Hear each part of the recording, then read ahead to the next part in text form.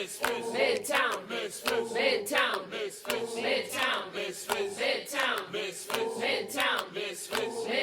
Midtown. Hey. Hi. Hello. Welcome back, Misfits, and welcome back to a new episode. Today, we are back with a new episode for the Dynamic Duo series. It's the finale. Yeah, it's the finale. It's the wrap-up. It is. It's the season finale. Series finale. That is the series finale. It's season. Because it sounded so right. Oh, okay. It just flowed. It did. It flowed. But yes, it is the series finale for the Dynamic Duos. Like we always say, don't ever be surprised if we end the series and then 6 months later it's back, because these series can 2.0. they're endless, truly. Yeah. It's like the Fast and the Furious movies, okay? We could just keep doing it. Yeah. And we just rename it or continued or whatever. Exactly. And yeah, we have that right. So, for the last 2 or 3 episodes, we've joked about how, the names of the people that we've been talking about, they either sound like 2 women or they sound like 2 men, and they've been couples. And we finally get to talk about 2 actual women who are sisters. 2 women, yeah. Yes, exactly. And they sound like women. Exactly. There's no confusion when it comes to these 2 names. No, you've heard them before. And yeah. Yeah, and here we are. We're going to talk about Mary and Martha. All right, the sisters. Yeah, potentially the most famous dynamic duo of all time. Yeah. Other than like Mary and Joseph. They're pretty famous. Okay, there's some other ones we didn't talk about that are more famous, but yes, they are up on the list. They're pretty well known. These are top rock stars in the dynamic duo world. Yeah, very OG in the Gospels and all that, Definitely.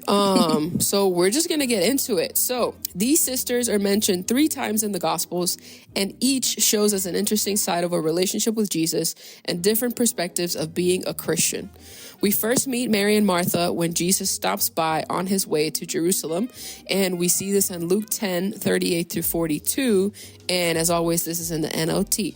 And the Bible says, "As Jesus and the disciples continued on their way to Jerusalem, they came to a certain village where a woman named Martha welcomed him into her home. Her sister Mary sat at the Lord's feet, listening to what he taught. But Martha was distracted by the big dinner she was preparing.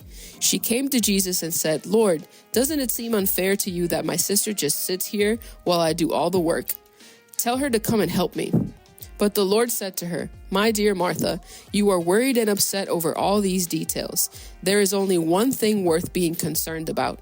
Mary has discovered it, and it will not be taken away from her.'" Oh, man. Yeah.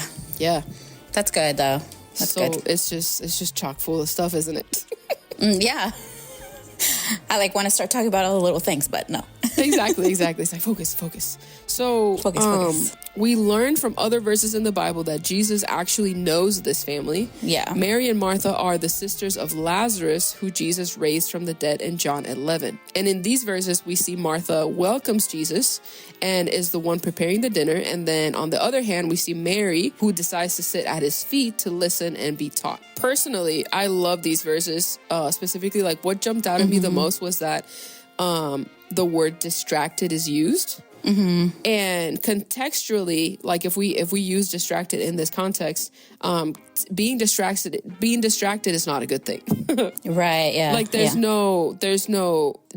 Distracted doesn't seem to be able to be used as a positive, right? Right. And I found the definition. So the dictionary tells us that distracted means unable to concentrate because one's mind is preoccupied. Mm-hmm. And I was like, man, is that a good definition for what she's doing? Yeah, for sure. Especially given the context, right? Because Jesus is there. So the fact that she's distracted by this, it's whoa, something's going on, right? She's lost the focus, basically. Right. Yeah, because being preoccupied, in these verses, she's preoccupied with preparing the dinner and being the hostess with the mostest and all these things. Mm-hmm. And when you look at it from that perspective, you're it doesn't seem like she's doing anything wrong. So just being preoccupied is having something that is your focus that in that moment is not necessarily detrimental, but it just shouldn't be your focus in that particular moment. Yeah. Right? So Yeah. it's such a slight little shift. Right. But it's like you're distracted because there should be something else that has your attention and it doesn't. Right. And that's what's happening here. It's not like what she's doing. It's the fact that she's distracted by what she's doing. Right. Exactly. Yeah. Oh, that was good. That was a good caveat right there. Yeah. And honestly, like, we have all had this Martha moment, right? This reflects us as Christians and shows us how important it is to make time to sit with Jesus. Martha is often interpreted here as not doing the quote unquote right thing or not taking advantage. And we don't necessarily think that that's true, but we do think that she got to a point where, like we said, she focused on doing for Jesus rather than being with Jesus. Right. Because you can be cooking for Jesus and not be focused on him at all, or you can be cooking with Jesus and do both at the same time. Yes, exactly. It's when we talk about how worship is a lifestyle and how you can do everything in worship to the Lord. Yes. Or you can't. You know, it's like you can go either way. Right. Yeah, because you might feel like, oh, I have to like do chores or go to work or something. And it's like, but if you do it for Jesus, then it's not distracting you. It's not keeping you away from your relationship. You're bringing him and incorporating him, if you will, in all that you do. Right. And just doing it with him, just doing it hand in hand, like listening to worship music as you do the dishes or doing everything as unto the Lord. And it makes a huge difference, right? Like the heart posture and the mindset of I have to do this or I get to do this and I'm just going to do it for him because he's the only one that's watching, you know? We do agree that Martha wasn't wrong in being hospitable and preparing dinner and all that, because it wasn't only just Jesus. We know that Jesus rolled with an entourage and God knows who else came into that house, right? But what we do see is that she got bogged down in the details and was missing out on Jesus's presence and then what he was teaching at the time or what he was talking about. Yeah, he was there to share with them. And and even contextually, right, even if he wasn't teaching, he's like he's not a long lost friend, but he's a old friend of theirs, right? Yeah. And she's still not being to enjoy spending time with her friend because, again, she was preoccupied with all the other stuff. But I've been there so many times, so I get it. Oh, yeah. Yeah, for sure. She was being tasked over people at that point. So we see in Jesus' response that Martha was worried about the details, and he reminded her where the real importance was, and that was in him and in his presence. And additionally, we see in Jesus' response that she was worried about the details and reminded her where the real importance was, and that was in Jesus, in his presence, and just being with him, right? Being with the old friend, like we said, and just enjoying his company and the company of the other people that were with him, and just being in the moment is what it sounds like. What it also sounds like is that she was, and we've done this before too, where you just see all the things that need to be done and you add this unnecessary pressure to yourself because you want to show up as your best self, or you want to make the best pot roast, or or like, you know, like she was preparing for people to come over for dinner, so I can understand her being like, well, dinner is the important part, right? Like I need to make sure that everyone has bread and something to eat, and like that's, you know, this is my house, I can't not feed them, so like I gotta make sure I'm occupied in this. And, you know, didn't really turn to see like, oh, Jesus is actually here and he's not worried, he's not asking me for bread, he's wanting to talk. And that's another thing we see in when it comes to Jesus. We never see him preoccupied in regards to food. We never see him. Oh, yes, for really, sure. because it makes me think of the miracles, right? And him knowing that there was always going to be more than what the people needed, and they were never going to have to go without. He obviously knows he's never going to have to go without, and he's never preoccupied about just food in general. And so we see her preoccupied about something that Jesus himself is not preoccupied with. So again, this shows us what you're worried about is not bad. Like, yes, people need to eat, but it's just not the first priority right now. And they're important things, Like, I need to feed you spiritually, and you're worried about feeding me physically. And we do that. We get bogged down in the details and like our responsibilities, and really our priority, like Mary should have been, is I mean, what Mary's was and Martha should have been is like, hey, let me focus on the guest and not on what I'm preparing for the guest. Right. It just makes me think of the when Jesus is like, I have food that you know nothing about. Yeah, exactly. And it's like, what are you talking about? I have living water. Well, where is this living water? Exactly. Why is he so cryptic? It's like, you're offering me water? Where is this? And he's like, I got water, girl. I don't. You don't even have a bucket. You want water, and then you tell me you have water? Then why are you asking me for water? And it's like, no, I'm trying to give you water. Yes, but this is different. It's living. Anyway, we're getting sidetracked here. As we always do. So yeah, prioritize. And then, so moving forward, another time that we do hear about Mary and Martha is when their brother dies, and then Jesus does bring him back. But we're actually just going to focus on the verses that talk about the sisters as they interact with Jesus. So when you have time, go read the story of Lazarus. If you haven't, it's an amazing story. But that's not the part we're going to focus on. So we find this next part in John 11. And we're going to read the first 3 verses and then jump to verse 20 to 32. And so it reads, a man named Lazarus was sick. He lived in Bethany with his sisters, Mary and Martha. This is the Mary who later poured the expensive perfume on the Lord's feet and wiped them with her hair.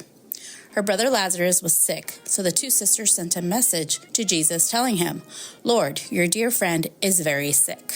So a lot of things happen in between there. And then we continue to verse 20 where it says, when Martha got word that Jesus was coming, she went to meet him, but Mary stayed in the house. Martha said to Jesus, Lord, if only you had been here, my brother would not have died. But even now, I know that God will give you whatever you ask. Jesus told her, your brother will rise again. Yes, Martha said, he will rise when everyone else rises, at the last day. Jesus told her, I am the resurrection and the life. Anyone who believes in me will live, even after dying. Everyone who lives in me and believes in me will never ever die. Do you believe this, Martha? Yes, Lord, she told him. I have always believed you are the Messiah, the Son of God, the one who has come into the world from God. Then she returned to Mary. She called Mary aside from the mourners and told her, the teacher is here and wants to see you. So Mary immediately went to him. Jesus had stayed outside the village at the place where Martha met him. When the people who were at the house consoling Mary saw her leave so hastily, they assumed she was going to Lazarus' grave to weep. So they followed her there. When Mary arrived and saw Jesus, she fell at his feet and said, Lord, if only you had been here, my brother would not have died. This is an amazing story altogether, of course, with the 2 sisters. So we see first, it's Martha, right, who goes to Jesus. Like she knows he's coming, and she actually goes to meet him. She doesn't wait until he arrives where they are. And then when he arrives, or like they meet up, she's honest with him, right? She tells him how she feels, like, I thought you were going to be here. And what's beautiful is that even through her pain and like maybe complaining to him or like releasing what she was feeling, she still tells them, like, she doesn't lose her faith. Like, she's still like, I still believe who you are and I believe what you can do, but I'm just letting you know, like, I wanted you here because my brother, was dying and now he's dead. And so we're going through this. And so we see that she has this moment of just being vulnerable with Jesus and telling him, like, kind of her expectation and how she was feeling. And of course, that's her brother. And then even in that moment, feeling all that and going through that, because at this point, Lazarus hadn't resurrected yet, she then goes and gets her sister Mary, right? So she can also go and talk to Jesus. And so with Mary, like we see that, she didn't go right away. Like she was mourning and she was at home and she was doing all these other things. So Martha had to go and get her. Like with Mary, we see that she was at his feet like the whole time in the first interaction, right? Like she didn't leave his feet. Like she was the one who was listening while Martha was doing everything else. You see a little switcheroo. And this time, like Mary didn't come. Like she stayed there. And so she needed Martha's help. She needed Martha to go and get her. And I think, like, to me, the first thing I thought was, like, this is why community is so important. Like, she was in pain. She was going through some things. She had maybe some expectations from Jesus, right? Hoping for a miracle. And she was in it. And she needed a little bit more pull than Martha did at the time. And so Martha was like, I got you. I'm going to go get you and bring you to Jesus. And so we see in that very last verse, like, you know, as soon as Mary saw Jesus, like she didn't hesitate. She wasn't mad. She went to him with this, basically the same words that Mary said. But, you know, she fell at his feet. Again, going back to the place that she had known. But, you know, it took her a minute. But still, you know, going to him and then, you know, expressing basically the same and just letting him know, like, you know, if you had been here, like, you know, I'm in pain. I wish you had been here. And so I just think that was really like a image of what that looks like, you know. It's good. Like what the both of the things that they show us. The first, it shows us confession, right? And like going to Jesus and being like, I'm mad at you because I think, you know, because Jesus can handle it. Yeah, I expect you to be here and you weren't here and now I'm sad and da-da-da-da, and like just bearing your entire soul to him. Because again, Yadi says this all the time. She's like, he already knows, but he wants to hear it from you. But also it shows Jesus how much you actually trust him, that you're willing to share those difficult emotions with him, or your anger or your frustration or the fact, whatever it is that you feel, you're sharing that with him. And that's amazing. Because that's a beautiful picture of that. The other thing is that there's Mary and there's Martha, and the switch between like one being at her feet and then the other one running to him and all this other stuff, it shows us that at any given moment we can be Mary or Martha. Like you're not always playing one role, because so many things happen in life where you know, at one point in your life, you're devoted, you're dedicated, you're sitting at the feet of Jesus, everything is awesome. And then something rocks your whole world. And then you're just, you know what? I'm not going to go to church today, or I'm not going to pray, or I'm not going to go do this, and I'm not going to go do that. But it's just ebbs and flows in that relationship because we're human. And sometimes we don't handle things very well. And again, that's why we need community, and we need people around us that remind us of the goodness of God, and that, you know, even though, yes, difficult, bad things, terrible things happen, God is still good and God still loves us and he's still there. And we can bounce back from those things. But yeah, that was awesome. That was an awesome just picture, because we hear this preached, and there's books on Mary and Martha and all this stuff. And it's like the one that comes to mind right now is How to Be a Mary in a Martha World. Like that's the title of the book. And it's interesting because like as one person, as one human, you can be both in different stages of your life and in different seasons. So that was good too. Yeah. And I kind of, like to your point, I think I've heard a lot more like teachings or preachings about being Mary and not Martha, or being more like Mary and less like Martha. And I'm not necessarily saying like, obviously in that, you know, the first part, the interaction, like she was being distracted. So we don't want to be like Martha in that instance, right? Like we don't want to be distracted or let those distractions like take over for us. But like in this story, like I want to be a Martha. Like I want to be able to help someone come back to Jesus. You know, I want to be able to have the faith that she has. Like her brother just died, and they've been mourning and they've been waiting for Jesus for 4 days. And she still like got up and went to meet Jesus. She wasn't waiting like, well, I'm going to wait till he gets here because he's the one who's late, you know, like, no, she met him because she knew she needed to talk to him. So she went. And like, to me in this moment, I want to be more like Martha, right? Like I love Mary at the feet of Jesus. I would love to always be at the feet of Jesus, but also like, I like this part of Martha that she was able to like go to Jesus and then pull her sister to go to Jesus as well. So I think we can be both, like you said. Yeah. Another rock star moment is that Martha got rebuked by Jesus and she still ran to him. Oh yeah. And that's crazy, because a good father will always correct you. And the Holy Spirit does it in such a gentle way. More gentle than any other human could ever. It's so much easier to take when he does it. But still, right. God, like Jesus corrected her. And she wasn't offended, right? Maybe she had her moment. We don't know. It's not in the Bible. But still, like, she got corrected. Mm-hmm. He's like, Martha, chill. You know what I'm saying? And she was still like, you know what, man, I need you. Like, I had my moment. You corrected me. I appreciate it. And then she just kept it pushing. She didn't take it. And then like, you know, like the church hurt situation. It's like, I'm never going to the synagogue again. Let that keep her, like waive her faith or keep her. Yeah. Like that didn't, like weaken her relationship with Jesus. If anything, I think it probably strengthened it. Hopefully she saw that moment as like, oh, you're right. I am distracted by what I'm doing. And like, you're the person I was waiting for. Now I'm distracted doing, for you instead of with you. So yeah, that's a good point. Like, it's always, God's discipline is always for the better. So yeah, that's good. And then a third time we see these sisters together, like it mentioned in that first verse that we just read, where it mentions that Mary pours perfume on Jesus. And so we see this in John 12, and then verse 1 through 3. It says, 6 days before the Passover celebration began, Jesus arrived in Bethany, the home of Lazarus, the man he had raised from the dead. A dinner was prepared in Jesus' honor. Martha served, and Lazarus was among those who ate with him. Then Mary took a 12-ounce jar of expensive perfume made from essence of nard, and she anointed Jesus' feet with it, wiping his feet with her hair. The house was filled with the fragrance. So I like this part too, because again, we see Martha like serving, right? Like she's back. She's she's in her house. She's doing what she knows. But again, I think it was purposeful to mention that she was distracted in the other one, to note that there's no mention of that here.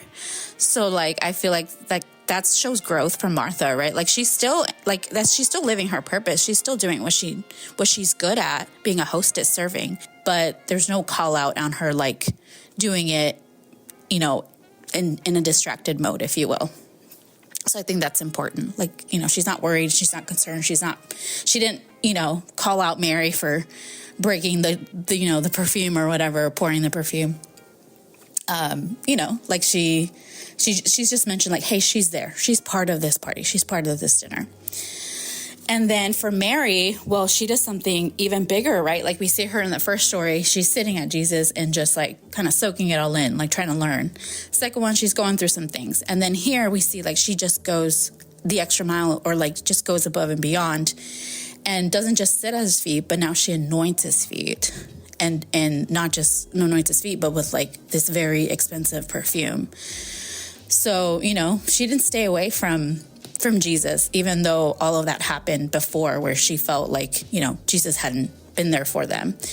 But even through the pain, and in spite of all the pain, like she still believed in Jesus, and she now lived through a miracle, right? Like she knew Jesus had done even more for them than they had, maybe expected, because they were expecting him to go and heal Lazarus, and instead he brought him back from the dead. So through all this, there's even a greater like gratitude in Mary, that she was like, I can't just sit at his feet now. I need to anoint his feet. So I think that's really powerful. It is really powerful. I think, man, you see so many ebbs and flows in regards to the relationship. And again, because this happens every single episode, we read something that we have already read, and we already know the story, and then you read it in like a specific chunk, and you see so much more. You see, again, the ebbs and flows, and it's so easy to apply it to your own life, and how, at times you're closer to Jesus, at times you feel a little bit farther away, at times you feel disappointed, at times he does a miracle, then somehow you forget that he did the miracle, and then it's just this like cycle of life, really, is what it is. But it's just so interesting to see it in these two other women, and then being able to really connect with both, I guess.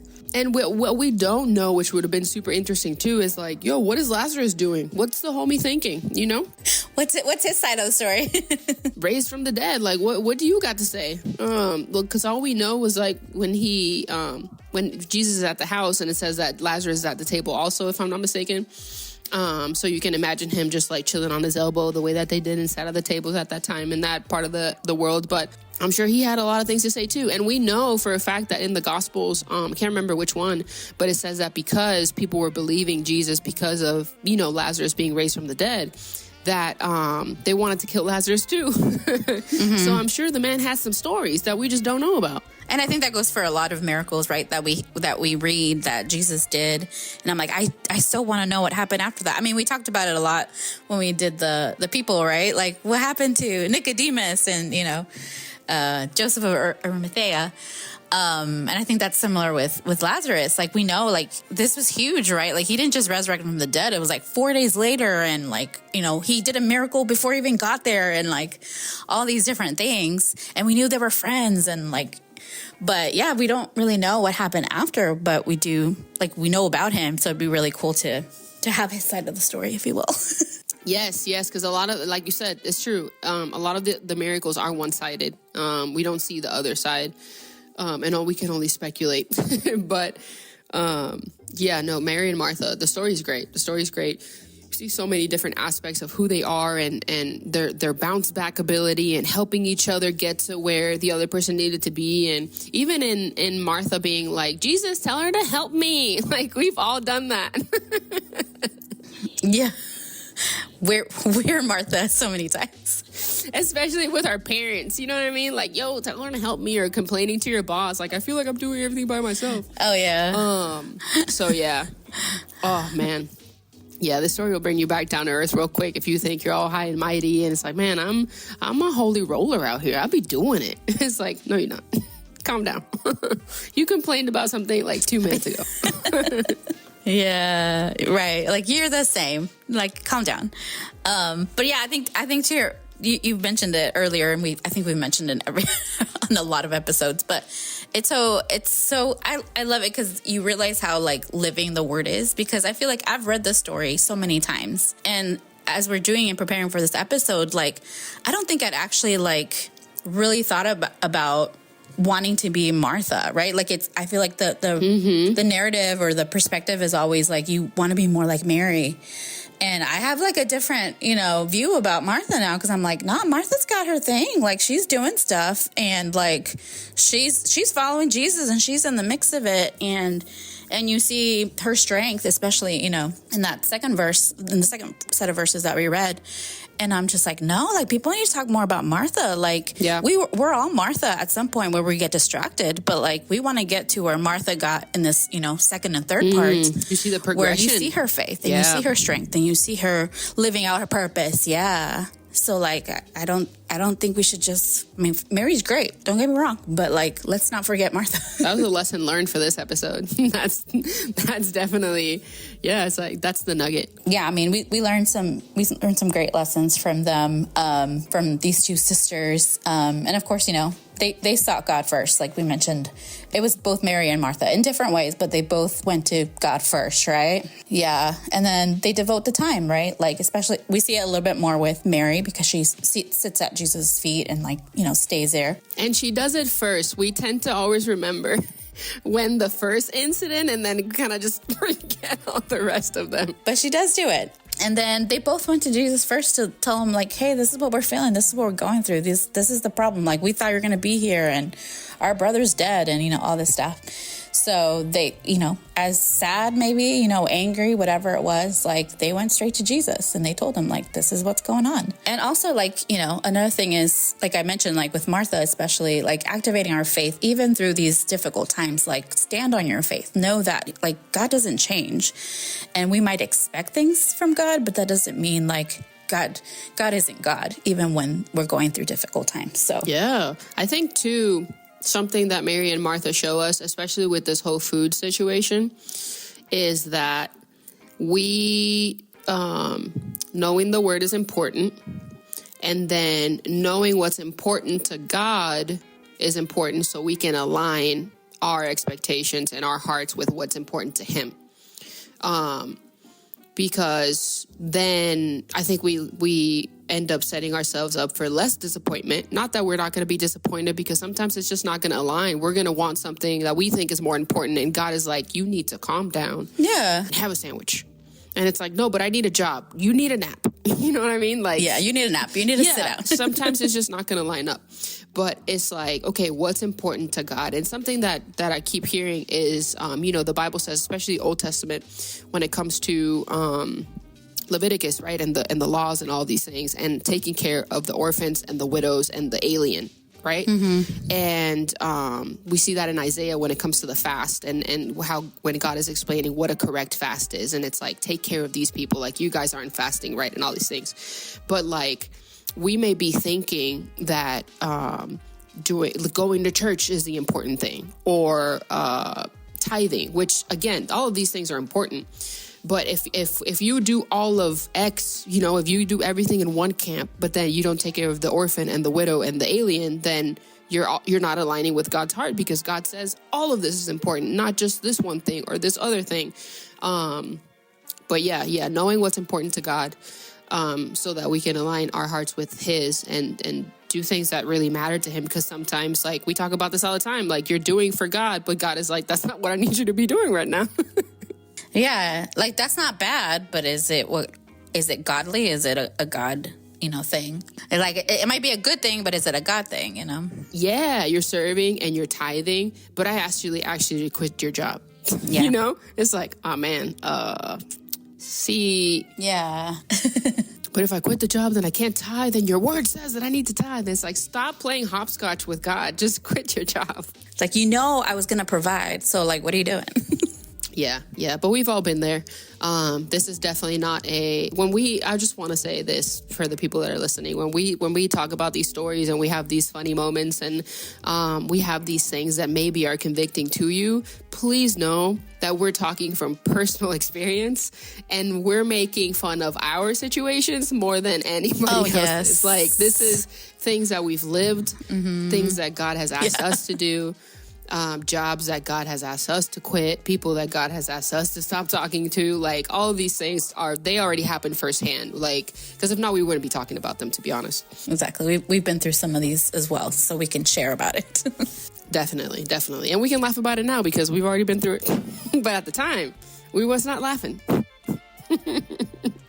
It was like, not, it's funny now. It wasn't funny then. Like, remember when God, that's hilarious. But we were crying. We were crying then. Yeah, we've been through some things. But all for His glory, and all brought us to where we are now, and it was all worth it. Most definitely. But yeah, man, we love Mary and Martha. The love has been rekindled. I hope that you have a different perspective of Mary and Martha, and you want to go back and look at the story again. And, think twice when you hear a pastor just tell you that you have to be like Mary, because you know more about Martha now and you have compassion and you know all of the different aspects of her personality that the Bible shows us. And you can contribute when other people talk about them, and you can say, you know what, maybe you should read the other verses as well, because there's a comeback. But yeah, we hope that you enjoyed this episode. We hope that you enjoyed the series finale of the dynamic duos. And, yeah, we hope you learned something today. I know we definitely did, which is always the goal. Because if I leave one of these episodes, I'm like, I learned nothing. We did not do our job. Yeah, exactly. If I don't leave an episode feeling like I've never read the Bible, then I feel like we didn't do anything. We didn't do it right. Yeah, exactly. I want to leave stumped and being like, I never saw that before. But yes, man, we hope that you enjoyed this episode. We hope that you learned something today. And as always, this is Fran. This is Yadi. We are the Midtown Misfits, and we will see you next week. Bye.